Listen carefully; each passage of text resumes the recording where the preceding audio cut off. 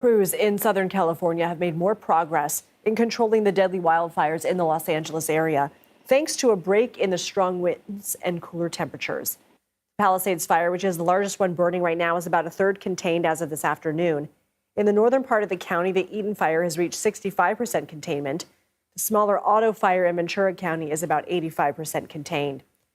Of course, we know the fires are taking a huge mental toll on residents, and some experts say the trauma of this event could linger as people start the rebuilding and recovery process. For more on this, I want to bring in Dr. David Eisenman. He is a professor of medicine and public health at the University of California, Los Angeles. Dr. Eisenman is also the director of the University Center for Public Health and Disasters.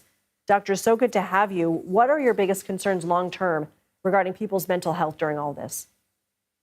Well, the truth is, after fires like this, most people do okay, but we do see a rise of depression and anxiety and even possibility post-traumatic stress disorder. So I do get concerned that people will not access mental health services or have difficulty accessing mental health services if they feel distressed, if they're feeling depressed or anxious, or even feeling kind of the somatic problems in their body, not sure what it is, that might be symptoms of depression or anxiety. How do you know when some of it may just be normal because your community is burning down, and when something may require something more serious like a diagnosis and mental health services? Well, when you're starting to feel that your problems are getting in the way of your functioning, are you having trouble working? Are you getting into more fights at home? Are you unable to enjoy the things that normally bring you enjoyment? Are you isolating from friends? Are you having trouble sleeping at night? Sometimes you'll find that people go to their primary care doctor first to deal with this. And then primary care doctor may not ask about depression or anxiety. They may not ask if you were a survivor of the fire or deeply affected by the fire.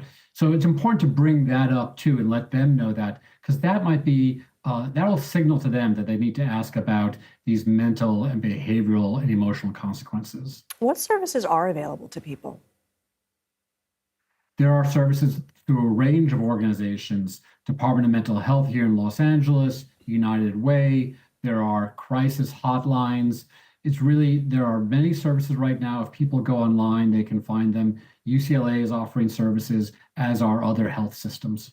And I have about 30 seconds left with you. What is your advice to people who may be struggling in this time?